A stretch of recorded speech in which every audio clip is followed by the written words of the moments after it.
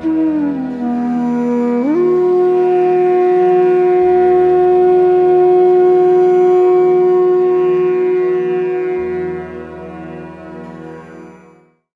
लोगों का ये प्रेम भरा स्वागत देख के दिल भर आता है।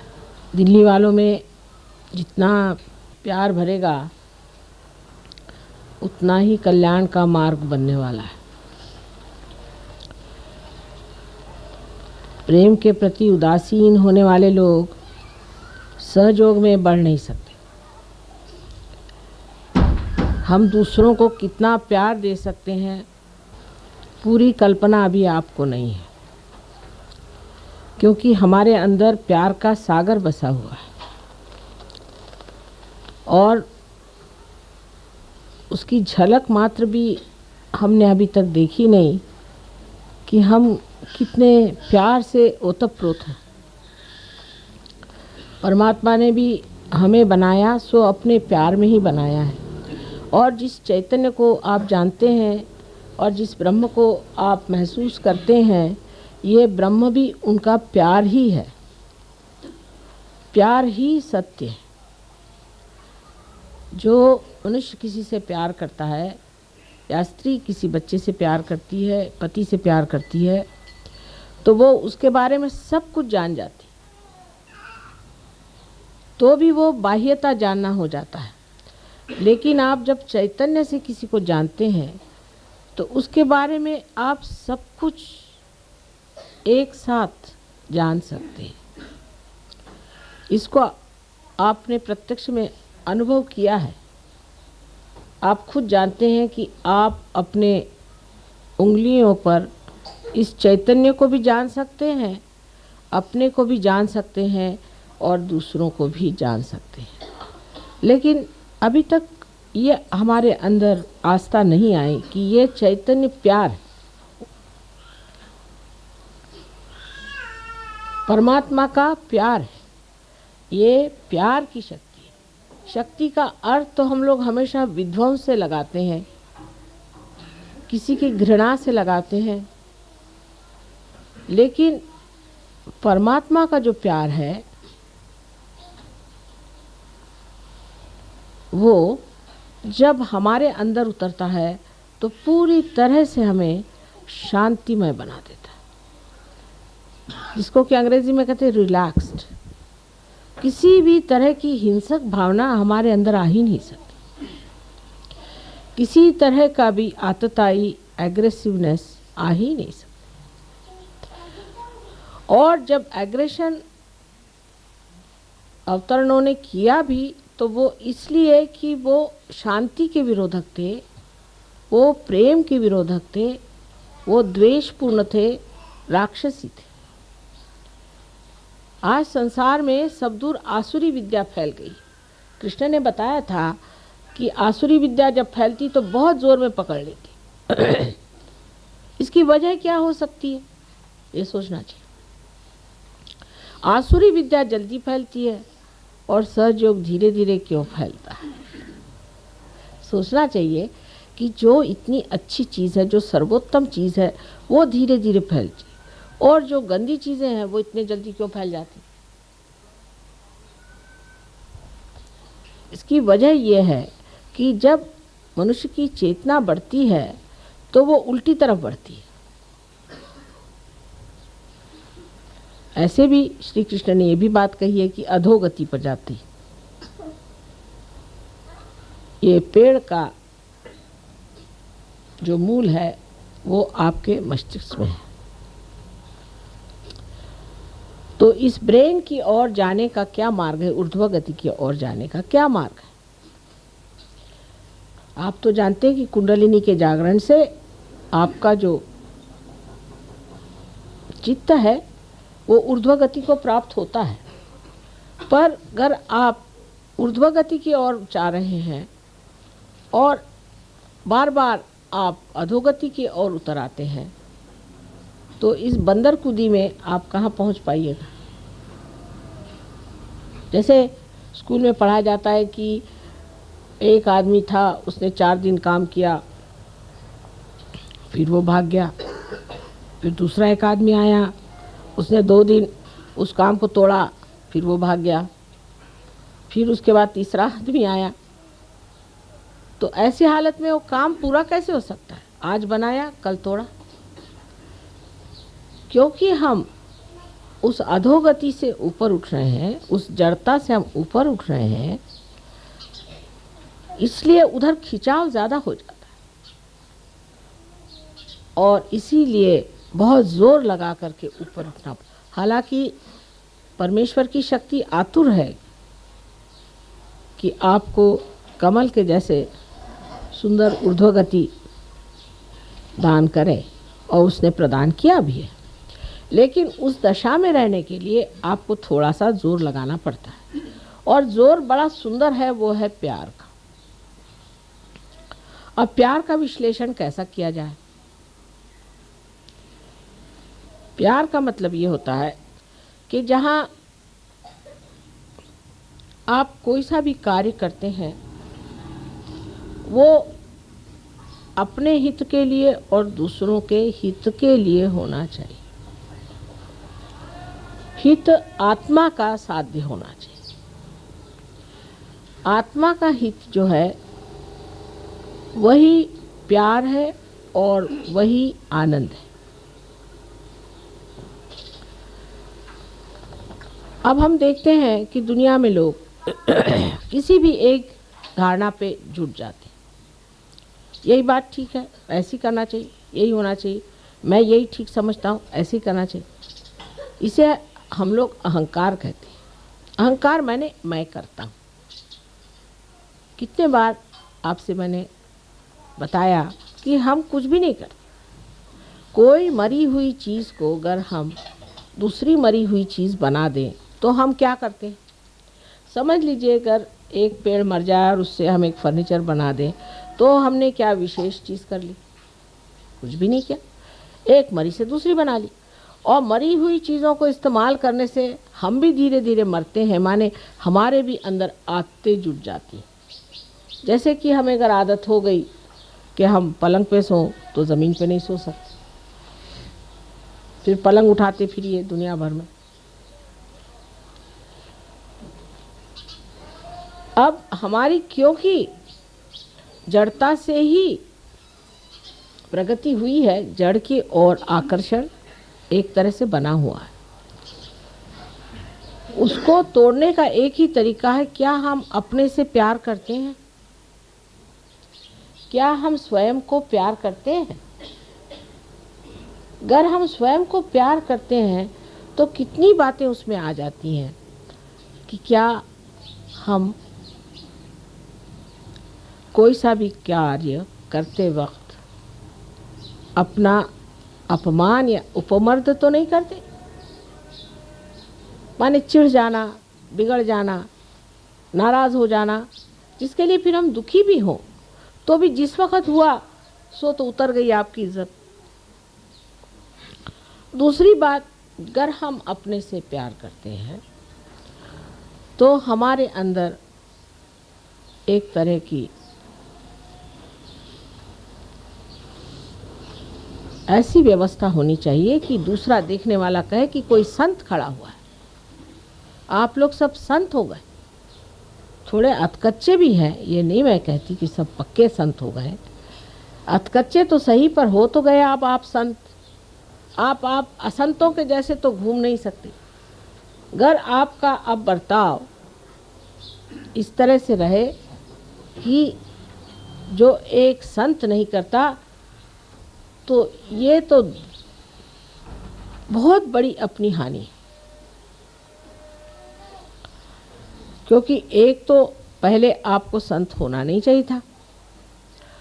नहीं होते तो लोग कहते चलो ये उचक्के ही हैं, चोर हैं, चलो इन पे तो ऐसे ही हैं, घुमा करते हैं ऐसे 2500। गलियों में ऐसे बहुत से देखे गए। लेकिन आप संत हैं तो उसकी एक अपनी हस्ती है जो कि माननीय होनी चाहिए, जिसको लोग माने। लेकिन माने कैसे अगर वो माननीय नहीं है? तो प्यार जब तक असलियत पे नहीं आता, जब तक असली प्यार नहीं होता है, तब तक झूठे प्यार से हम अपना उत्थान नहीं कर सकते। अब अगर हम अपना प्यार इस तरह से तौलें कि हमने अपने लिए क्या किया, हमने ज़मीनें खरीद ली, मकाने बना लिए, बाल बच्चे हमारे पढ़ गए, सब कुछ हो गया। अब हमने अपने लिए क्या किया? स्वार्थ, स्व का अर्थ हमने लगा लिया क्या? अपने लिए हमने कौन सी सेवा की? माँ की सेवा तो बाद में होगी, पहले अपनी करो बेटे। अपनी सेवा में क्या प्राप्त होने का है, क्या हमारा लक्ष्य है, वो सोच लेना चाहिए। हमें क्या पाने का? हमें पूर्णतया परमात्मा के साम्राज्य में अधिकार से बैठना है। उस अधिकार को हमें प्राप्त करना है। उसके लिए हमने कौन सी गतिविधियां की, कौन सी व्यवस्था की है अपने जीवन के साथ, कौन से तौर तरीके अपनाए हैं, ये सोचना चाहिए। अब सहयोग में कितनी बार बताया गया कि भाई अगर आपको आगे बढ़ना है, इस वृक्ष को ऊपर की ओर चढ़ाना है, तो आपको ध्यान करना चाहिए। अब इस पे लोग सोचते हैं कि माँ ध्यान से कैसे होता है? अब देखिए कैसे होता है। जब तक आप ध्यान नहीं करते हैं, मन चल बिचल थोड़ा सा रहता है। जब आप सहयोग के विधि के साथ ध्यान करते हैं तो आप निर्विचार में उतर जाते हैं। निर्विचारिता आपको शांति प्रदान करती है।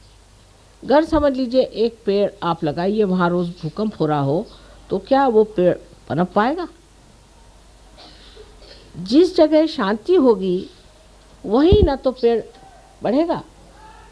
जहाँ अशांति है, जहाँ हर चीज़ हिल रही है, डावाडोल है, वहाँ क्या कोई पेड़ पनप सकता है? जिस हस्ती में शांति प्रस्थापित हो गई है, वहीं पे ये पेड़ बढ़ सकता है। इसलिए पहले निर्विचारिता में उतरना पड़ेगा। उसके लिए ध्यान के सिवाय और कोई सा मार्ग मुझे नज़र नहीं आता। पहले ध्यान में स्थित होकर के अपनी निर्विचारिता हमें स्थित करनी चाहिए। कितने देर के लिए हम निर्विचार रह सकते हैं, ये सोचना चाहिए। जैसे अभी कोई सुंदर चित्र है, उसकी ओर आपने देखा और आप निर्विचार हो जाएं, तो सोचना चाहिए कि आपकी शक्ति बढ़ गई है। किसी भी चित्र के ओर देखने के बाद आप में अगर ऐसी भावना है कि ये चित्र अगर मुझे मिल जाए तो कैसा होगा, इसको कहाँ से खरीदना चाहिए, ये कितने का है, ये किसने बनाया, माने अगर विचारधाराएं शुरू हुई, तो ये समझ लेना चाहिए कि हमने इस चित्र से प्यार करना शुरू कर दिया है, अपने से नहीं।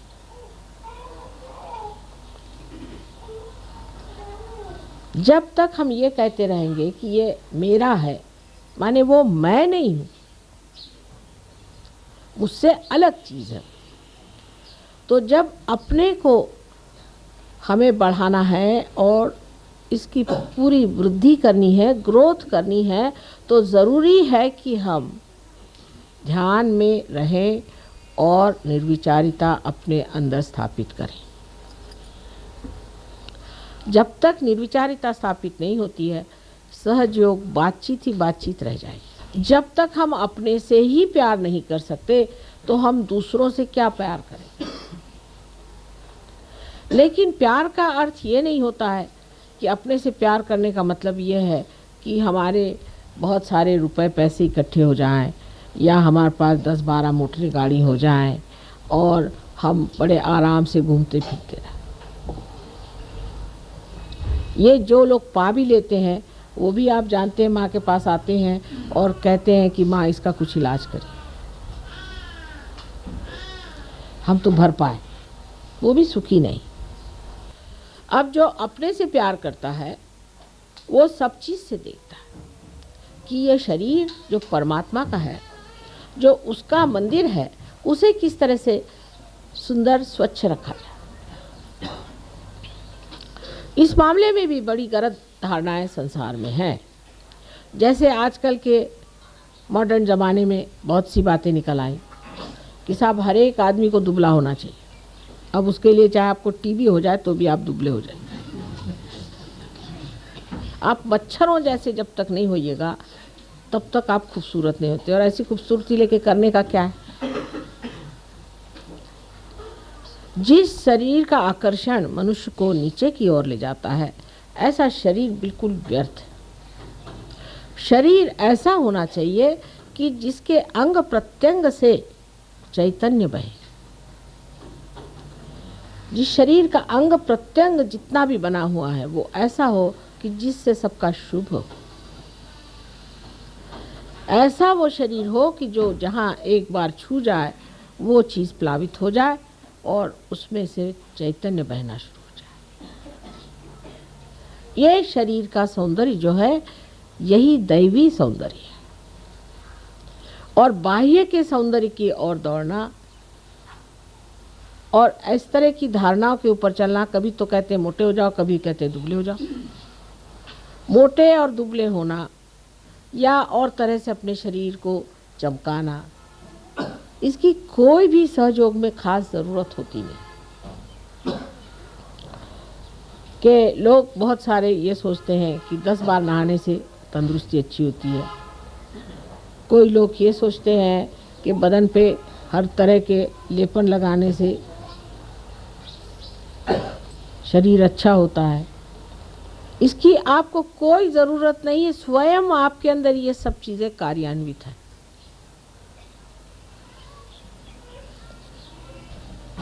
ध्यान ये देना चाहिए, क्या हमारे शरीर की यष्टि ऐसी है कि इसके अंग प्रत्यंग से पवित्रता बहती है? हमारी ओर देखकर लोगों को क्या पवित्रता की भावना आती है कि अपवित्रता की? इसीलिए बहुत बार मैं आपसे कहती हूँ कि जो परंपरागत हमारे अंदर कपड़े आदि का व्यवहार बताया गया है उसे आप इस्तेमाल करें। ये हजारों वर्ष की तपस्या से पाया हुआ एक बड़ा भारी धरोहर हमारे पास है, हेरिटेज है। और उसकी परंपरागत जो चीज़ें हैं उनको संभालने का प्रयत्न। परंपरागत जो कलाएं हैं, परंपरागत जो आभूषण आदि हैं, उसके जो वस्त्र आदि हैं, ये हजारों वर्षों से हमारे देश में परख के पाए हुए हैं। उनको आपको इस्तेमाल करना चाहिए, उसका उपयोग करना चाहिए। लेकिन हम लोग इतने अभिभूत हैं पाश्चिमात्य देशों से कि हम अपनी जो कुछ भी संस्कृति है, संस्कृति जो पवित्र बनी हुई कृतियां हैं, उसको भूल करके बाहर की चीज़ों को अपना लेते। और इसी से हमारे अंदर जो चीज़ अत्यंत महत्वपूर्ण है, जिसे हम आत्मा कहते हैं, उस पे आवरण पड़ जाते हैं। अपने देश की हजारों वस्तुएं ऐसी हैं जो आत्मा को सजाती हैं, दबाती नहीं। लेकिन हमारी दृष्टि बाह्य की ओर जल्दी जाती है। उसकी भी वजह है, मनुष्य होने के नाते दृष्टि बाहर जाती ही है। एक बार आपसे समझाया था मैंने कि ऐसा क्यों होता है। लेकिन जब हम अपनी ओर दृष्टि ले जाना चाहते हैं तो मन ही मन मुस्काते हैं और सोचते हैं कि कितना सुंदर है अंदर, कितना पवित्र है अंदर, कितना आनंदमय है। इसको छोड़ करके हम और क्यों भटक रहे हैं? लेकिन क्योंकि वो प्रांगण हमने अभी तक पाया नहीं, उसको जाना नहीं, इसलिए हम ये कार्य कर रहे हैं। इसीलिए हम अपने को इतना प्यार नहीं कर पाते, ऐसी चीज़ों को प्यार करते हैं जो हमारी आत्मा को धूसर कर दे, हमें दिखाई न दे। बहुत सी बातें इस तरह की हमारे जीवन में हैं। अब जैसे पाश्चिमात्य लोगों की बातें हैं, अब तो हम रह चुके हैं वहाँ, हम देखते हैं कि इतना बिला वजह वो लोग अपने जीवन को बर्बाद कर रहे हैं, अधोगति में जा रहे हैं, कि इन लोगों के लिए उठाना बहुत ही मुश्किल काम, वो समझाना बहुत ही मुश्किल काम है, क्योंकि इनके अंदर कोई जड़े ही नहीं। जो आए तो जिधर चाहे बहका दे, इधर बहका दे तो इधर बह गए, उधर बहका दे तो उधर बह गए। लेकिन आपकी जड़ें हैं और आप ही लोग उनका उद्धार कर सकते हैं। वो लोग अपना स्वयं उद्धार नहीं कर सकते, उनकी मदद आपको करनी कि अपनी जड़ों को पहचाने। और ये जड़ का जो ज्ञान है, जो सहयोग में निहित है, सहयोग में छिपा हुआ जो ज्ञान है, वो इस जड़ का, ये आप लोग जानिए। तो दूसरी बात ये आ जाती है कि शरीर के साथ आपका ज्ञान भी प्रगल्भ होना चाहिए, वो भी एक संतों जैसा होना चाहिए। पहले संत लोग कोई यूनिवर्सिटी नहीं गए, कॉलेज नहीं गए, पढ़ते नहीं थे, बहुतों को शायद लिखना पढ़ना भी नहीं आता हो, ऐसे भी संत साधु हो गए हो। लेकिन संतों के लक्षण सारे उनमें थे। सबसे बड़ा, बेटी आलो सगुणाशी, मैं तो निर्गुण देखने आया था, निराकार देखने आया था, तुम तो सगुण खड़े हुए। ये तो सिर्फ सहयोगी समझ सकते हैं भाषा को, लेकिन क्या हम लोग ऐसा एक दूसरों से कहते हैं? क्या हम ये समझते हैं कि जो निराकार है वो सगुण आप लोगों में बैठा हुआ है, वो साकार होकर के आपके अंदर जागरूक है? क्या ये भावना हमें एक दूसरे के प्रति है? ये श्रद्धा और ये आदर हम लोगों को एक दूसरों के प्रति है? जो एक दर्जी को कुम्हार के प्रति था, वो है। इसमें आप किसी भी पोजीशन के हो, बड़े हो छोटे हो, इससे कोई फ़र्क नहीं पड़ता। गुरु नानक के पास जब नामदेव गए तो उनका बड़ा स्वागत हुआ और उनसे कहा गया कि आप अब कुछ पंजाबी में कविताएं लिखी। तो आपको आश्चर्य होगा कि नामदेव की किताब इतनी बड़ी है, उसमें से आधी जो है उसमें हिंदी और पंजाबी में कविताएं, और इतने सहूलियत से उन्होंने पंजाबी और हिंदी भाषा में लिखा है। मराठी भाषा और हिंदी भाषा का तो मेल है ही, लेकिन पंजाबी का इतना मेल नहीं बैठता। मैं भी पंजाबी भाषा जानती हूँ,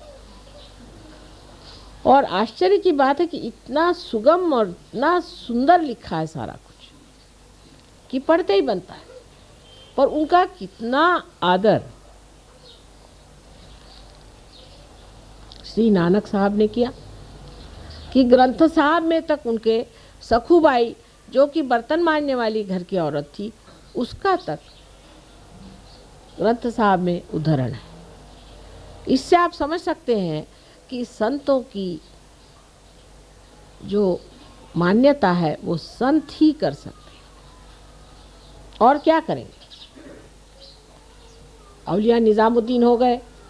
आप जानते हैं कि उस वक़्त के सुल्तान ने कहा कि कल तुम मेरे सामने सर नहीं झुकाओगे तो तुम्हारी गर्दन कटा दूंगा मैं कल, और दूसरे दिन उनकी गर्दन कट गई। संतों को पहचानने वाले संत ही होते।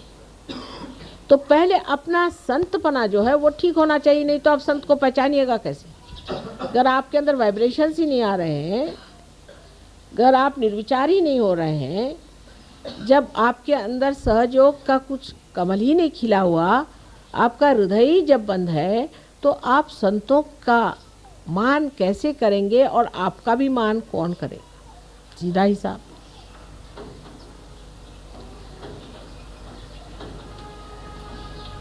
तो संतों का मान जब शुरू होता है, तब मनुष्य ये भी सोचता है कि उस मान्यता पे हम आए, और उस मान्यता को पाने के लिए हमें नम्रतापूर्वक ध्यान करना चाहिए।